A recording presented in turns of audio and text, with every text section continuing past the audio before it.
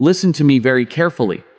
If you've ever woken up from a dream where someone who passed away was standing right there, looking at you, silent, vivid, real, and you sat up in bed asking yourself, what did that mean? This message is for you. Because that dream was not random, and it was not meaningless, but it is also not what culture, superstition, or fear tells you it is. Here's the problems. We live in a generation that either dismisses spiritual experiences completely or mystifies them dangerously. One side says, it's just your brain. The other says, it's a message from the dead. Both are wrong, and if you believe the wrong explanation, you'll either ignore what God is trying to heal or open the door to confusion He never intended. Let me say this plainly. God is not a God of fear. He does not send messages that leave you anxious, shaken, or spiritually confused. So if that dream stayed with you, if it lingered in your thoughts, tugged at your heart, or stirred emotions you thought were buried, it's because something inside you needs attention, truth, and clarity. You see, and dreams don't always reveal the future. Sometimes, they reveal the present condition of your soul. And tonight, we're going to talk about what most people are afraid to explain honestly. Not folklore, not Hollywood, not emotional manipulation. We're going to talk about what Scripture allows, what God forbids, and what your heart is actually trying to process when the face of someone who has passed away appears in your sleep. Because once you understand this, you'll stop being afraid of those dreams. You'll stop over-spiritualizing them.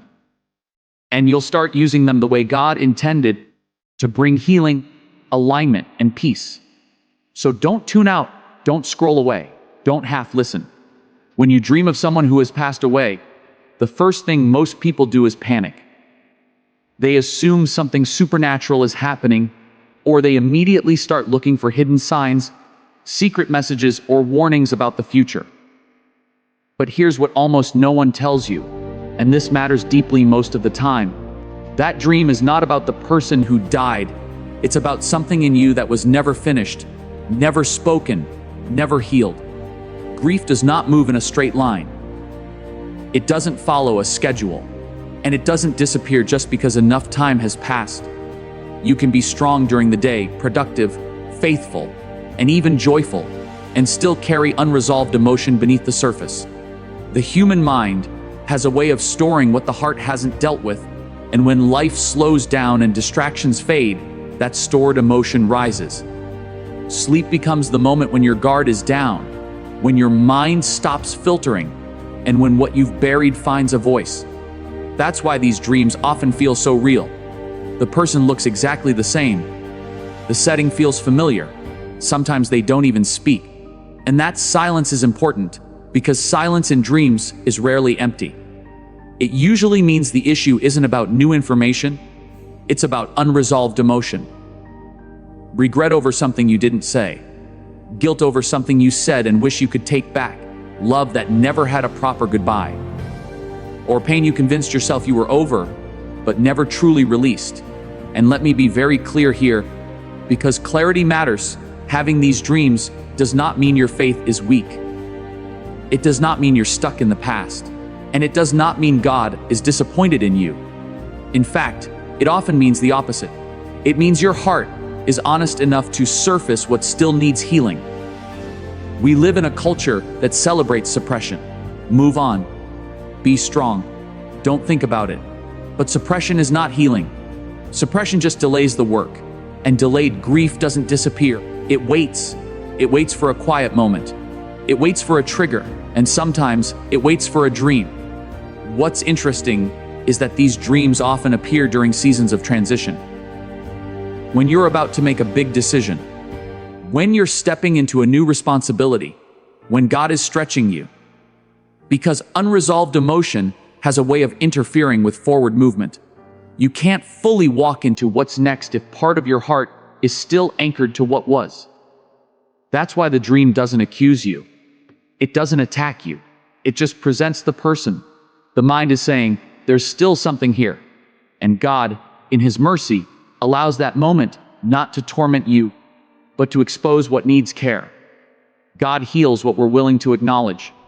He can't heal what we keep pretending isn't there. And notice this, in many of these dreams, the person isn't suffering. They're not warning you. They're not demanding anything from you.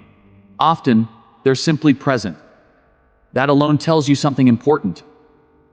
The issue is not their condition, it's your connection. The weight isn't about where they are. The weight is about what you're still carrying. This is where people get it wrong. They start chasing the dream instead of addressing the emotion. They replay it over and over, trying to decode it instead of asking the harder question. What am I holding on to? Because dreams don't ask to be analyzed first. They ask to be felt honestly. If you never allowed yourself to grieve properly, the dream may be inviting you to do that now. If you never forgave yourself, the dream may be exposing that self-blame. If you built part of your identity around that person, the dream may be signaling it's time to release that dependency and step fully into who God is calling you to be. And here's the truth that brings peace. Unresolved emotion doesn't mean unresolved destiny. God is not held hostage by your grief, but He is patient enough to walk you through it. He doesn't rush healing, and He doesn't shame you for taking time. He meets you where you are, even in your sleep, and gently points to what needs attention. So instead of fearing these dreams, see them for what they are, a signal, not a sentence. A moment of awareness, not a message from the beyond. They are reminders that healing is a process and that your heart is still human, still feeling, still capable of growth. And once you stop running from that truth, once you face what the dream is really revealing, you don't lose peace, you gain it. Because clarity always leads to freedom. There are moments when a dream about someone who has passed away isn't loaded with grief or regret at all. There's no sadness, no panic, no unfinished conversation replaying in your mind. Instead, the person simply appears. They may not say much. They may not say anything at all. And yet, you wake up with a strange sense that the dream mattered. Not because of what happened in it, but because of what it stirred inside you. That's when you need to understand something important. Sometimes the meaning isn't emotional closure. It's spiritual recognition. Every person who has influenced your life carries a set of values, habits, warnings, or convictions that left a mark on you. Long after they're gone, those lessons don't disappear. They settle into your conscience. And at certain moments, especially when you're at a crossroads, those lessons resurface, not as words, but as presence. The dream becomes a reminder, not of who they were to you emotionally, but of what they represented morally and spiritually. That's why the person in the dream often doesn't speak. Because the message isn't new information. It's recall. It's the mind and spirit pulling something forward that you already know, but may have drifted away from. It could be integrity you once admired, faith you once watched them live out consistently, discipline you respected, or even a mistake they made that taught you what not to repeat. The dream isn't asking you to listen to them. It's asking you to remember yourself. Think about this: God has always used memory as a tool for alignment. Throughout Scripture, people were constantly called to remember. Remember what God did. Remember where you came from. Remember the covenant. Memory is not backward looking when God uses it. It's corrective. It brings you back to center when life starts pulling you off course. And here's where it gets uncomfortable, but honest. Sometimes the person appears in the dream because you are drifting away from something you once stood firmly on. Maybe you've compromised where you once had conviction. Maybe you've grown passive where you once were bold. Or maybe you've been ignoring a responsibility that, deep down, you were meant to carry. The presence of that person isn't an endorsement or a condemnation, it's a mirror. This is why these dreams often show up during seasons of pressure. When decisions carry weight, when shortcuts look tempting, when silence feels easier than standing up, the dream quietly asks, "Is this who you said you were going to be?" Not in accusation, but in clarity. And notice something else. The dream doesn't elevate the person above God. It doesn't demand attention or devotion. It simply places them in front of you for a moment, then lets them fade. That's intentional. Because the point isn't them, it's the principle they embodied, and whether you're still living in alignment with it. People get into trouble when they assume every spiritual feeling dream is mystical. Not everything meaningful is mysterious. Some of the most powerful corrections in life are simple reminders of truth we already know. And God doesn't always shout. Sometimes He just reintroduces a familiar influence and lets your conscience do the rest. If the person in your dream was someone of strong character, the question becomes whether you're still honoring the standard they lived by. If they were someone whose life was marked by faith, the question becomes whether your faith has become casual or convenient. And if they were someone whose choices brought consequences, the dream may be warning you not to repeat a path you already saw the end of. This isn't superstition, it's wisdom. God uses what shaped you to steady you. He uses what you respect to redirect you. And He uses memory not to trap you in the past, but to protect your future. So instead of asking, "Why did I dream of them?" ask the better question, "What did their life stand for, and am I still standing there too?" Because when you answer that honestly, the dream stops being confusing and starts being clarifying. And clarity, when you respond to it, always leads you back to purpose. This is where we have to slow down and be honest, because clarity here protects people from fear, confusion, and spiritual harm. When you dream of someone who has passed away, it can feel so vivid that your first instinct is to believe they were reaching out to you. The emotion is real. The experience is real. But that does not mean the source is what it feels like. And this distinction matters more than most people realize. Scripture is unambiguous about one thing: God does not use the dead to communicate with the living. Not because He is distant, not because He is limited, but because He is intentional. God is a God of order, not confusion.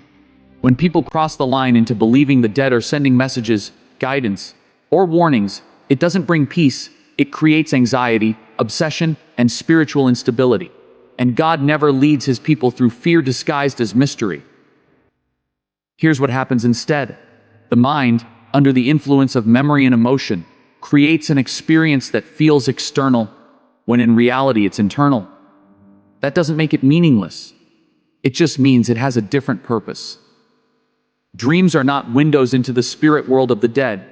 They are reflections of what is happening within you, your thoughts, your fears, your longings, your unresolved questions. And when people misinterpret that, they start giving authority to something God never authorized. Think about it logically for a moment.